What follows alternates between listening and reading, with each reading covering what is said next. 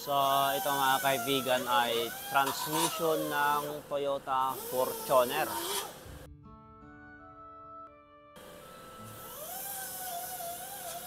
So, ang ating gawa ngayon mga kaibigan ay magpapalit tayo ng automatic transmission fluid ng Toyota Fortuner. Ito ay may dipstick mga kaibigan. Makikita nyo itong kanyang strainer. Ayan, hindi katulad yung mga walang dipstick na maliit lang yung kanyang filter, itong kanyang strainer. Oh, ito ay malaki. Yan o, palaki. So, ang ilinagay na dito mga kaibigan ay yung silicone na, hindi na yung gasket. So, dito yung kanyang dipstick yan. Ito. Yan, mapunta yan sa taas.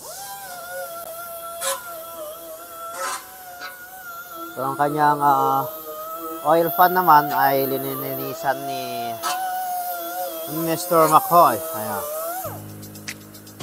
Yung ating technician. Yan, kasama niya si Mr. Benny Boy, mga kaibigan.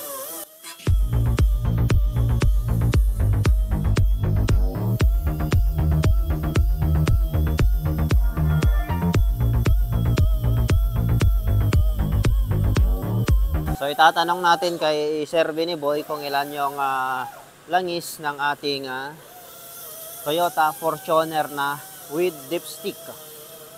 Sir Benny Boy! Sir Benny Boy! Ilan ba yung langis niyan? 5.5. 5.5. Okay, copy. Okay. Ano? T4, ATF, hindi WSL. Okay.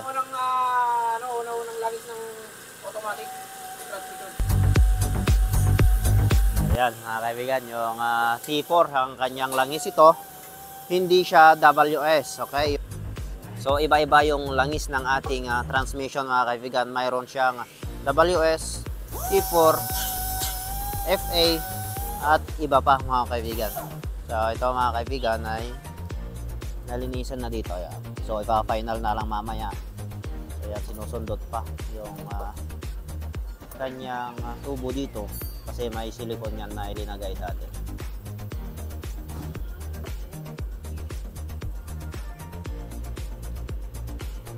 Yan yung ating mag-partner na mekaniko dito. So ayan na mga kaibigan, tignan natin yung tatanggalin niya na yung kanyang filter dito. Ayan.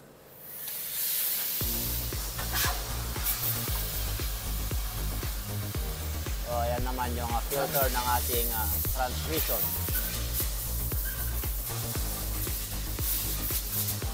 So ito ay malapad. So yan ay walang o-ring mga kaibigan. Hindi katulad ng may dipstick na may o-ring. Check natin o kanyang transmission, yung sinasabi ko na wala siyang o-ring. Ayan, wala siyang o-ring. So yung sinasabi ko mga kaibigan na walang o-ring, ito lang siya, yung parang asbestos lang yung kanyang gasket. So di katulad yung iba na o-ring, yung without dipstick. So dito yan nagsasak. Ayan. Sa dalawa, tatlo. Okay.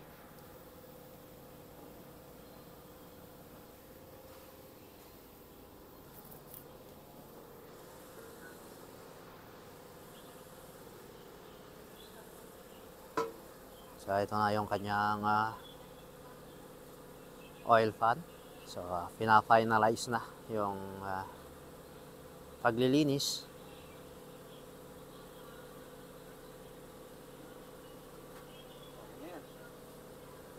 Ayan. Yung magnet.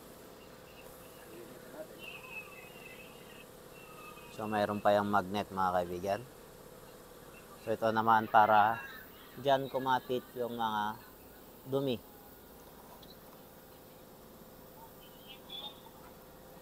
So, yung pinanglilinis natin ay gasolina lang yan.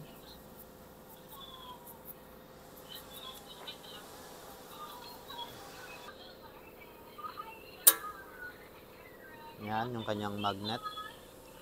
So, dapat linisan din natin. Para di mo palitin kami.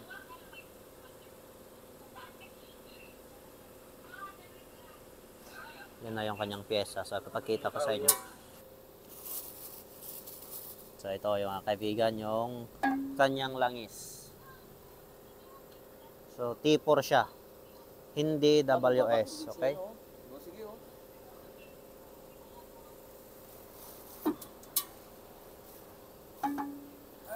Ito naman yung kanyang bagong filter.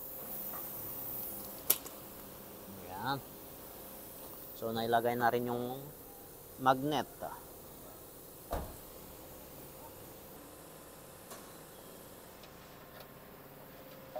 So, ayan na yung filter. Dalawa. Mm.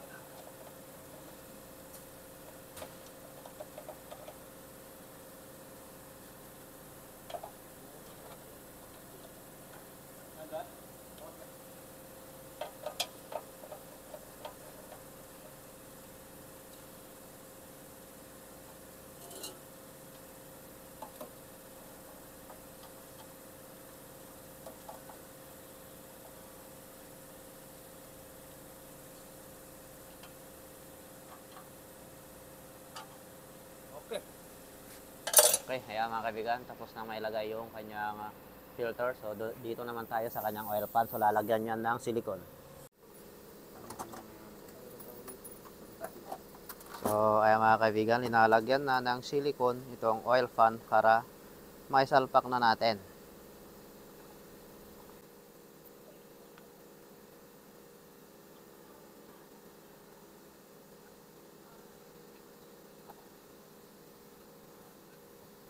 So, ayan kung paano maglagay ng silicone dito sa oil pan. Yan si Sir McCoy, ang ating mabalasik na mekaniko. Ayan, sa Rama Toyota. Yan ay tubong Pampanga mga kaibigan. At ito naman si Sir Benny Boy ay sa Katutubo. Katutubo. sa kwan naman yan sa Sambuanga. Sambuanga White. Yan, si Sir Sherwin naman mga kaibigan ay sa Cavite. Pitik. Yan, si Sir Michael ay sa Tondo naman. Ayan.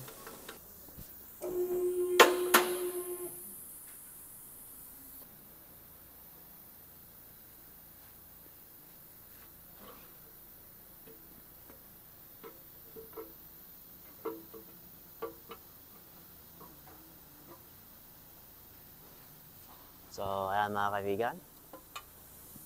Naisalpak na itong kanyang oil pan.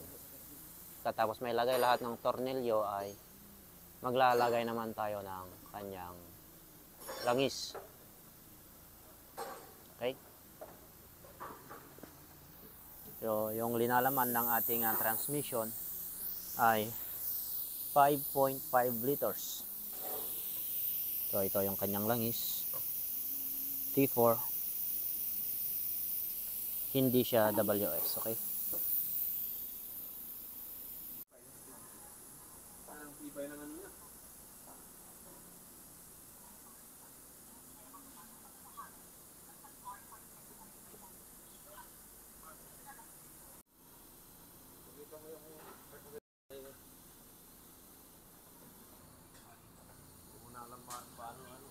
Random si Brownie. Ayun o. So, ayan mga kaibigan, yung gagamitin natin pang salin. Okay, good. Iyakin ko eh. So dito yan. Yun. Yan sinasalpak. Yan yung kanyang tubo.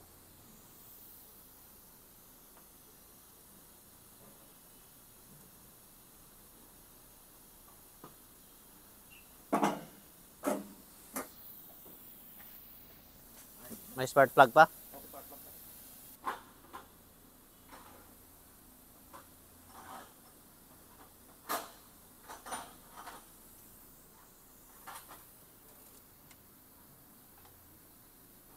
Maganda ang pagkapasok.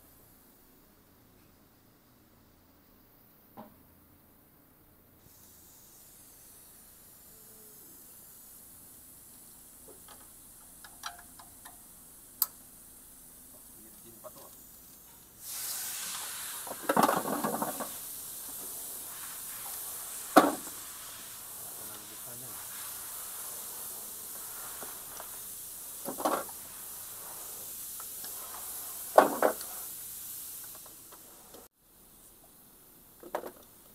So 5.5. Ayan. So ito ay yung natira. So magtitira kayo ng kalahati mga kaibigan. Okay? So ayan mga kaibigan, i-check na yung kanyang langis. Pero sakto na yan. Basta 5.5 ang linagay nyo. Sakto na yan. So yung pag-check din dito katulad yung walang dipstick. So dapat naka-andar yung makina. So tignan nyo dito. Pag nag-check kayo na hindi naka-andar, oh, ang taas. Taas no kapag hindi naka-andar. Full yun eh. So dapat yan mga kaibigan, kapag nag-check kayo neto ay umaandar yung makina para makapag-circulate yung langis habang yung dipstick naman ay masusukat niya ng maayos. Okay? So ang model naman nito mga kaibigan ay 2014. Ayan. 2014 model. Ganyan lagi. Kabayad lang ito. So ayun lang mga kaibigan, kung nagustuhan mo itong aking video ay please paki-like and subscribe na lang. Okay, thank you mga kaibigan.